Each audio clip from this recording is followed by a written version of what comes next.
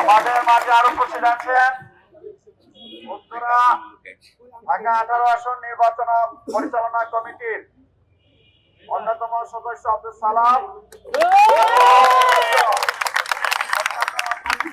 পরিশ্রমী রাজনীতিবিদ, স্বেচ্ছাসেবক দল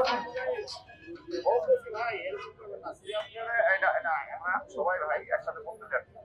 আমাদের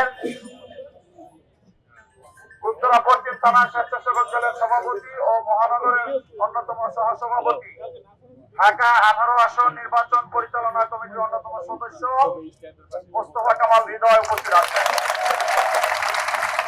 আমাদের মাঝে আরো উপস্থিত আছেন আমাদের নির্বাচন পরিচালনা কমিটির অন্যতম সদস্য কৃষক দল কেন্দ্রীয় কমিটির সাধারণ সম্পাদক মশিউর রহমান বাবু সাহেব। আমাদের পশ্চিম থানা বিএনপির অন্যতম সিনিয়র যুগ্ম আহ্বায়ক জনাব আলাউদ্দিন আহমেদ। আমাদের মাঝে আরো উপস্থিত আছেন প্রার্থী দল ঢাকা মহলে। আমাদের নেতা কিভাবে সফল হবেন? আমাদের নেতাকে সফল হতে হলে এই 17 বছরের আন্দোলন সংগ্রামে যারা যুদ্ধে লিপ্ত হয়েছিল, যারা নিহত হয়েছে, আহত হয়েছে, খুন হয়েছে, জেল খেটেছে, তাদের যদি আমরা শান্তিতে রাখতে চাই, এলাকার মানুষকে যদি আমরা শান্তিতে রাখতে চাই, তাহলে বিএনপির যে কর্মসূচি, সেই কর্মসূচি অনুযায়ী আমাদের চলতে হবে। আমাদের এই এলাকার মানুষের কল্যাণের জন্য যে কর্মসূচি, সেই কর্মসূচিকে আমাদের রাখতে হবে। আমরা 31 দফা রাষ্ট্র মেরামতের নিয়ে আপনাদের সামনে আমরা বহুবার এসেছি, আপনারা সেভাবে কাজ করেছেন, আমাদের সহযোগিতা করেছেন।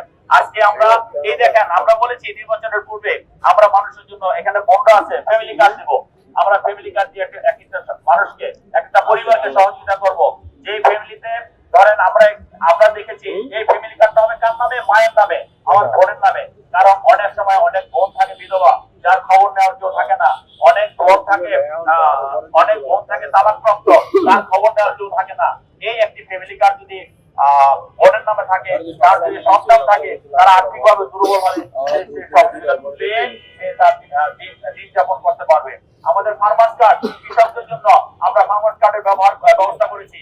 স্বাস্থ্য সেবার কথা বললাম, আমরা এই উত্তরাতে আধুনিক স্বাস্থ্য সেবার ব্যবস্থা করবো ইনশাল্লাহ। শিক্ষায় জাতীয় মেরুদণ্ড আমরা সবসময় পড়ে এসেছি, ছোটবেলা থেকে শুনে এসেছি। সেই শিক্ষাটাকে নষ্ট করে দিয়েছে ফ্যাসিবাদী সরকার। সেই শিক্ষাটাকে মানসম্মত শিক্ষা যদি আমরা দিতে পারি, সেটা জনকল্যাণে যেমন কাজে লাগবে, নিজের জন্য কাজে লাগবে। ক্রিয়াঙ্গন দিয়ে দেশকে পরিচিত করানো যায়। আমি বারবার একটা উদাহরণ দিই, ব্রাজিল এবং আর্জেন্টিনা। এই ব্রাজিল আর্জেন্টিনাকে আমরা হয়তো অনেকে চিনতাম না, কিন্তু আমরা খেলাধুলা না থাকতাম। এই খেলাধুলার কারণে আমরা কিন্তু ব্রাজিল আর্জেন্টিনাকে অনেক সময় দেখা গেছে পার্শ্ববর্তী দেশ ইন্ডিয়ার চেয়ে বেশি চিনি।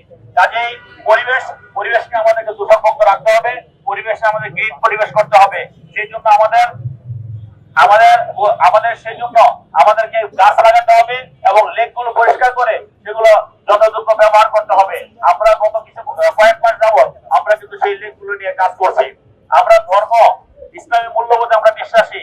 আমাদের প্রিয় নেতা জনাব তারেক রহমান বলেছে, আমরা হযরত মুহাম্মদ সাল্লাল্লাহু আলাইহি ওয়াসাল্লামের দেখানো পথে অনুসরণ করে আমরা রাষ্ট্র পরিচালনা করব ইনশাআল্লাহ। আমাদের কর্মসংস্থানের অভাব আছে। এই গত ফ্যাসিবাদী সরকার বাংলাদেশে কোনো বেল কারখানা করেনি। তারা যে দুর্নীতি করে 30,000 কোটি টাকা বাংলাদেশ থেকে বিদেশে পাচার করেছে। সেই পাচার কিন্তু অর্থ যদি বাংলাদেশে থাকতো, এখানে অনেক মিল ফ্যাক্টরি হতো, কিন্তু সেটা না করে তারা টাকা পাচার করেছে। বাংলাদেশে বেকার সমস্যা বৃদ্ধি পেয়েছে। আমরা বিএনপি চেয়ারম্যান জনাব তারেক রহমান স্পষ্ট বলেছেন যে আগামী নির্বাচনে যদি